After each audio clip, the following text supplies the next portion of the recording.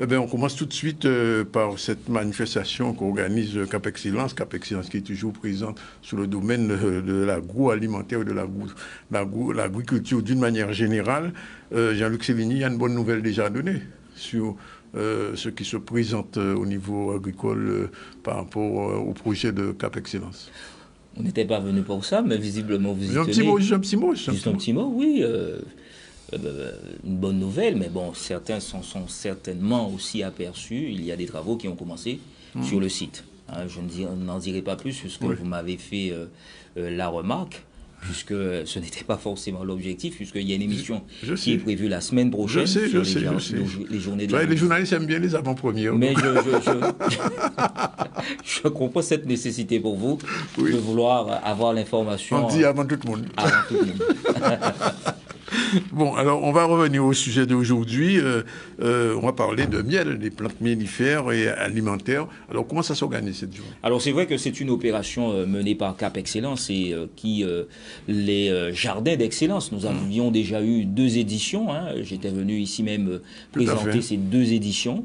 Cette année, ce sont les plantes mellifères. Oui. Donc le public qui est visé, non pas le grand public, mais c'est surtout les associations, les acteurs du jardin partagé, du jardin éducatif, les acteurs de la biodiversité et les associations qui œuvrent au quotidien également pour le jardinage, la biodiversité, etc. Ce sont ces acteurs-là qui sont plus précisément ciblés sur cette action. Et donc c'est vrai que vous l'avez dit, hein, cela consiste pour nous bien à avoir un regard très prononcé sur une difficulté, la difficulté liée à la pollinisation, puisque la pollinisation, c'est un élément clé, voire important dans le processus de reproduction sexuelle des végétaux, de nombreux végétaux. Et donc cela consiste dans le transport de pollen vers des étamines, vers les organes femelles des fleurs. Et donc ce transport peut se faire via l'eau, via le vent, mais aussi par des animaux, ces derniers que l'on appelle les pollinisateurs. Donc c'est vrai que la protection des pollinisateurs est un élément important pour les agroécosystèmes. Et donc d'ailleurs depuis plus d'une dizaine d'années, on observe qu'il y a un déclin des pollinisateurs qui nuit à la diversité du vivant. Et c'est vrai que l'on peut mesurer cela sur le taux de mortalité par année des pollinisateurs qui est fréquemment autour, en tout cas plus de 30%. Ce sont des données qui sont nationales. Donc c'est vrai que le combat à mener pour préserver ces insectes pollinisateurs est l'affaire de tous. Et donc Cap Excellence, dans le cadre de sa stratégie alimentaire et agricole, CAPVOR, son projet alimentaire territorial qui est labellisé, et sous l'axe de la valorisation des filières, nous avons décidé de faire de l'animation et de la sensibilisation également des professionnels et des non-professionnels. Donc c'est l'occasion qui nous est donnée de sensibiliser un petit peu tous les acteurs de la biodiversité à ces enjeux environnementaux en partenariat avec les acteurs de la filière apicole. Donc c'est une manifestation qui aura lieu le samedi 7 octobre 2023 à Taonaba de 9h à midi. Comme toujours. Et qui consiste tout simplement en manifestation ouverte au public. Non, pas au public, mais aux professionnels, professionnels et non professionnels de la biodiversité et du jardinage. Mais j'aimerais quand même que M. Foucault en dise un mot. Oui, merci. Donc, l'idée, c'est vraiment de préserver, en fait, les pollinisateurs. Donc, l'objectif de cette journée-là, c'est de rassembler, en fait, toutes les associations qui ont un jardin partagé sur le territoire de Cap Excellence, de les recenser et de les inviter à cette manifestation-là. Et il y aura 2 thèmes dont on va parler. C'est comment préserver les pollinisateurs à travers la plantation de plantes mellifères. Ça, c'est le premier thème qu'on va aborder. Et le deuxième thème qu'on abordera, c'est le 0 produit phytosanitaire, parce que c'est quand même très lié à la problématique de préservation des pollinisateurs. Parce que justement, on sait très bien que les abeilles sont victimes des produits chimiques qui sont déversés dans la nature. C'est notre grande problématique, j'ai envie de dire. Aujourd'hui, les apiculteurs, à travers les groupements, l'Apigua, la SICA Miel Pays Guadeloupe, on arrive aujourd'hui à bien former nos apiculteurs. Mais le problème, c'est tout ce qui est produits phyto, tout ce qui est agriculture. Et j'ai envie de dire, la population en elle-même aussi est grande utilisatrice de de produits phyto. Alors, il faut dire quels sont les produits qu'il ne faut pas utiliser ou qu'il faut éviter d'utiliser pour ne pas tuer les abeilles. Ben, en fait, tout ce qui est insecticide, je ne vais pas forcément citer de marques, mais les marques qu'on connaît, Gontimor et compagnie, ça, c'est déjà très, très dangereux. Regardez les guêpes. Les guêpes ont disparu en Guadeloupe. Les guêpes disparaissent en silence. À la limite, j'ai envie de dire, tout le monde s'en moque. Mais c'est dû, en fait, aux insecticides et à la pollution de l'environnement qui, aujourd'hui, décime, en fait, ces insectes-là. Les abeilles se maintiennent parce qu'il y a une activité économique, parce qu'il y a des apiculteurs qui gagnent leur vie derrière. Donc, on s'en occupe, on essaye de les multiplier, de les préserver, de les mettre dans les zones boisées sauvages. Mais aujourd'hui, on tient vraiment à sensibiliser la population sur le zéro produit phyto. Si on arrivait à faire ça, ben, on protégerait en fait notre nature. Alors il y a une autre problématique, la problématique aussi des arbres sur lesquels les abeilles viennent. Bon, on connaît l'acacia, on connaît quelques arbres comme ça. Alors est-ce que là aussi il n'y a pas une protection, un développement à faire? Ben justement, on remercie Cap Excellence de nous accompagner en fait dans ce projet-là.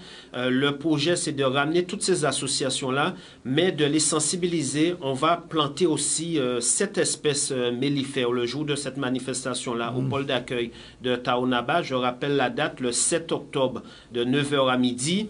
Donc, on va recevoir aussi des gens qui vont discuter de ces sujets-là avec nous. Félix Lurel, Jean-Marie Flower, Régis Tournebise, Yvon Joseph et compagnie qui vont nous accompagner dans ce débat avec les associations. Et les 7 espèces mellifères qu'on va planter ce jour-là, vous avez le roucou, par exemple, vous avez le caféier, qui est très mellifère, le kénétier, les surotiers, le pitaya, et bien, donc, il y aura le boaden, voilà, et il y aura 7 espèces qu'on va planter ce jour-là autour de Taonaba, et l'idée est de recenser, en fait, dans les jardins partagés du territoire, on va essayer d'intégrer, en fait, ces espèces mellifères sur ces sites-là, et à côté de ça, d'y mettre aussi un nid pour pollinisateurs. Et donc, par exemple, ça peut être du bois mort percé. Il faut savoir que beaucoup d'insectes sauvages viennent vivre à l'intérieur de bois morts, du sable compacté. C'est pour ça que quand on dit préservation des pollinisateurs, il n'y a pas que les plantes, mais il faut aussi préserver les nids de ces pollinisateurs. Et donc, il faut qu'on ait le moins d'impact possible sur notre environnement. Dans les 7 arbres que vous avez sur le plan de citer, vous n'avez pas parlé du tanda caillou, c'est volontaire? Non, mais en fait, le tanda caillou, c'est une espèce qu'on retrouve principalement en Côte-sur-le-Vent, du côté de Pointe-Noire, Bouillante. On en retrouve très peu en grande terre. Donc, il y a un projet. Le projet, c'est un projet alimentaire. Donc, on a vraiment privilégié cette espèce d'origine alimentaire où qu'on utilise, en fait, qui donne à manger. Jouer un peu sur les 2 niveaux. Voilà, on a essayé de jouer sur les 2 niveaux. Bon, le pitaya, le surette, les quénettes et tout. Le boaden qu'on utilise dans l'alimentaire pour assaisonner, pour faire le bérom, etc. On a voulu vraiment privilégier des espèces qui ont un volet alimentaire. D'accord. Alors, bien évidemment, quand on connaît l'importance des plantes mellifères pour notre existence même, et il l'a dit, la guêpe qui est en train de disparaître, vous comprenez bien que Cap Excellence, son président Éric Jalton, dans le cadre du projet alimentaire que j'avais ici même présenté, nous comptons véritablement agir. Agir en permettant de recenser dans un premier temps tous les jardins qui sont sur notre territoire, les jardins partagés. Mais il s'agit aussi pour nous d'informer. Il s'agit aussi pour nous de former. Au-delà même des jardins partagés et des associations, il y a aussi, et ça c'est un autre projet, mais qui va dans le même sens, les acteurs qui travaillent dans les collectivités, dans les villes, qui travaillent au service environnement. Là aussi, il faudra les former, leur dire quel est leur rôle dans le cadre de la préservation de ces plantes. Également, même si certains le savent déjà, mais il convient de vulgariser et d'agir en conséquence. Et donc, nous souhaitons véritablement le faire. Et lors de cette rencontre du 7, il y aura déjà dans un premier temps par la présentation de la carte des jardins partagés du territoire de Cap Excellence, mais il y a aussi, il l'a dit, le fait même de planter aussi des espèces, les 7 espèces que nous venons de parler. Et donc, on a l'intention véritablement d'agir pour que, à notre échelle aussi, nous puissions permettre de préserver ces espèces qui sont importantes. Alors, je ne peux pas ne pas vous poser la question, M. Foucan, Père Afid. Quelle est la situation de la filière au miel aujourd'hui, mellifère aujourd'hui? Ben en fait, la filière, de façon globale, a progressé. Hein. J'ai envie de dire, en 15 ans, quand je suis arrivé en 2004, la Guadeloupe comptait à peu près 3500 ruches. Aujourd'hui, on est à plus de 7000 sur le territoire de la Guadeloupe. En termes de production? En termes de production, c'est là où le bas blesse, c'est la productivité qui diminue. À cette époque-là, on produisait à peu près 30 kilos de miel par ruche. Oui. Aujourd'hui, on est à moitié moins. On est à 15 kilos de miel par ruche et par an. Oui. Donc, on voit là la problématique. Cette problématique, c'est le déboisement, le manque de ressources mellifères pour justement les abeilles, c'est la pollution, c'est le déboisement. Et donc, c'est une vraie problématique. Et là-dessus, c'est pour ça que nous sensibilisons en fait le grand public, les politiques, en fait, tous ceux qui décident pour nous accompagner à préserver cet environnement-là. Parce que les pollinisateurs, c'est la vie. Et ça, il faut intégrer ça. S'il n'y a pas de pollinisation, ben, on n'a pas de fruits, de légumes pour notre alimentation. Et si on ne mange pas, ben, on est mort. Oui. Et donc, aujourd'hui, à travers cette manifestation qu'on souhaite faire en fait à Taonaba, on aimerait en fait que Taonaba puisse être vraiment quelque chose d'essentiel dans la préservation des pollinisateurs. Nous avons des projets qu'on va présenter en fait à la commune, à Cap Excellence, pour pouvoir que ce soit une vraie vitrine en fait des pollinisateurs, qu'on puisse avoir des plantes, qu'on puisse avoir des abeilles, qu'on puisse communiquer sur les pollinisateurs en général. J'espère en tout cas qu'on pourra faire réaliser en fait ce projet-là là-bas. Et donc, lors de cette rencontre du 7, les associations qui seront là, qui ont déjà développé des projets partagés, il s'agira aussi par le biais d'un questionnaire de leur permettre d'indiquer les plantes mellifères qui sont déjà dans le jardin, afin de les identifier. Et peut-être même choisir des jardins comme habitat pour des pollinisateurs. Ça, c'est important également. Donc, recenser ce qui existe déjà, forcément, et aussi permettre de trouver là des habitats pour y mettre des plantes mellifères et pour aussi permettre que ces pollinisateurs puissent trouver là, eh bien, de quoi vivre, tout simplement. Et l'important, en fait, derrière ce que dit M. Cellini, ce sera de communiquer aussi. Donc, il y aura des tutos, des choses qui vont passer sur les réseaux sociaux pour vraiment sensibiliser la population sur les nids des pollinisateurs. On n'a jamais attaqué, en fait, cette démarche-là. C'est vrai qu'on parle de pollinisateurs, on pense abeilles, abeilles, abeilles. Mais à côté de ça, il y a énormément d'autres insectes pollinisateurs, les guêpes, les papillons, les oiseaux. Même les guêpes, parce que justement, beaucoup de gens croient que c'est seulement les abeilles qui sont pour les... Ben pas du tout. Justement, c'est le combat qu'on souhaite mener. Ben, il faut faire connaître tous ces insectes pollinisateurs, les guêpes, les mouches. Les mouches ont un rôle dedans, les papillons, les chauves-souris, les oiseaux, tout ça a un petit rôle. Bien sûr, les abeilles, ce sont les pollinisateurs les plus efficaces. Ce sont les reines.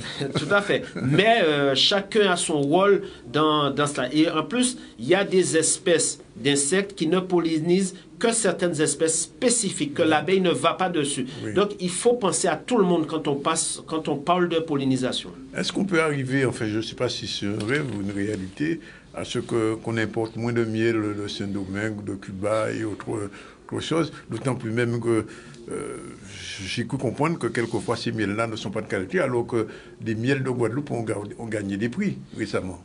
Bon. Il ne faut pas se voiler la face. Hein. Aujourd'hui, nous consommons 350 tonnes de miel en Guadeloupe. Et la production locale est de 100 à 150 tonnes aujourd'hui. Je pense que si on continue à progresser et si Mère Nature est généreuse, parce que bon, on a beau être bon en apiculture, mais si Mère Nature ne nous donne pas, ben ça ne marche pas. Je pense qu'on peut arriver à 250 tonnes ici en Guadeloupe. Et donc, on se rapprocherait quand même des 350 tonnes.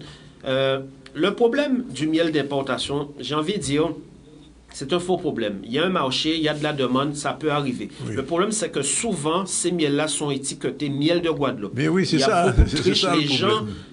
Les gens qui font ça, le consommateur n'arrive pas à faire ça. Et donc, nous, à l'Apigua, à l'Iguavi et à la Sicamiel, nous avons un travail de caractérisation des miels de façon à avoir un label de qualité, de protéger notre miel. Quoi, pratiquement pour le miel. Eh bien voilà, l'idée c'est d'avoir une IGP ou une AOP pour nos miels et de façon à qu'il y ait un cahier des charges et qu'il y ait un vrai contrôle des miels commercialisés en Guadeloupe. Bon, c'est des projets dont on discute avec Cap Excellence justement par rapport à leur projet. Bon, j'espère qu'ils pourront nous accompagner là-dessus, mais c'est l'objectif d'ici 3 ans qu'on ait ce label de qualité pour les miels de Guadeloupe. Une dernière question à M. Sédigny. Je sais que c'est une question un petit peu particulière, mais je la pose quand même, comme toujours. C'est une bonne action, hein, ce que fait Cap Excellence dans ce domaine-là. Comme beaucoup d'actions que nous venons présenter. Oui, entre autres. Mais pour ce coup-là encore, l'année dernière, il y a une journée du miel d'ailleurs à Bémao. À Bémao, oui. Je me souviens, j'y étais. Est-ce que à Cap Excellence, vous invitez vos autres confrères des autres communautés d'agglo pour faire même bien là? Parce que si c'est NBT, si c'est SBT et même le vent ne font pas ce travail-là, Cap Excellence est toute seule, on va avancer, mais moins vite que si l'ensemble, voilà. Mais écoutez, j'ai eu l'occasion de le dire ici, M. Sandonis. J'ai eu l'occasion de le dire que... Ouais, pose la question, je connais la réponse. J'ai eu l'occasion de le dire que ça n'a pas d'intérêt que nous soyons les seuls à le faire. Tout à fait. Notamment le projet alimentaire territorial. Nous ne sommes pas d'ailleurs les seuls, puisque la ville des Abîmes, la ville de Bémao également, et je crois que la CARL est en train de lancer aussi son projet alimentaire territorial, nous emboîte le pas, hein, nécessairement. Cela ne peut que contribuer. Vous avez le maillot jaune, hein, d'accord, on est d'accord. Cela ne peut que contribuer. Le maillot d'or. Cela ne peut que contribuer au rayonnement de notre territoire. Et nous appelons d'ailleurs de nos voeux à ce que toutes les EPCI puissent développer un pacte et puissent développer des actions de ce type qui pourraient aider. Bon, je parle de ce que je connais véritablement. Je ne dis pas qu'il n'y a pas d'autres PCI qui ne mènent pas, mais je n'ai pas connaissance qu'il y en ait d'autres à part la CARL. Et peut-être d'autres sont en train de travailler dessus. Je ne voudrais pas faire offense aux PCI, mais en fonction des connaissances que j'ai et que nous avons, je crois qu'il y a des actions qui sont mises en place et nous nous réjouissons si tout le monde met en œuvre un pacte et consent à aider, puisque vous avez bien compris que la pollinisation n'est pas une affaire de Cap Excellence et du territoire de Cap Excellence, mais de la Guadeloupe, du pays tout entier. Oui, donc je suis sûr qu'il y a des gens des autres EPCI qui vous regardent en ce moment et qui sauront ça. Donc, ils sont invités, c'est le 7 octobre, hein, c'est ça? Voilà, c'est le 7 octobre de 9h à midi. On va recevoir les associations qui ont des jardins partagés, mais aussi tous ceux qui gèrent des jardins. Pourquoi pas, j'ai envie de dire, parce que c'est l'affaire de la Guadeloupe, la pollinisation. Donc, ceux qui veulent venir pour découvrir un peu ce que nous faisons, ce que nous proposons, on les invite à venir nous rencontrer. Alors nous appelons donc bien évidemment toutes les associations du territoire à se manifester de Cap, hein, à se manifester pour rehausser en tout cas et pour entendre le message qui leur sera délivré ce jour-là. Et on prend rendez-vous pour très bientôt pour parler d'autres choses. Juste un dernier petit mot. Qui va gagner la course entre l'usine centrale et... Il n'y a pas de course, hein, c'est complémentaire. Ça, il faut avoir ça à l'esprit. Nous ne sommes pas en concurrence. Hein. Non, je sais bien. Nous ne sommes pas en concurrence. Voilà. Donc, parce que j'ai vu que le président est monté la semaine dernière, réinauguré. Je l'ai vu également. Réinauguré, hein, parce que c'était déjà lancé. Absolument. Et donc, on va suivre ça. Bon, en tout cas, merci d'être venu, messieurs. Le rendez-vous est plus pour le 7.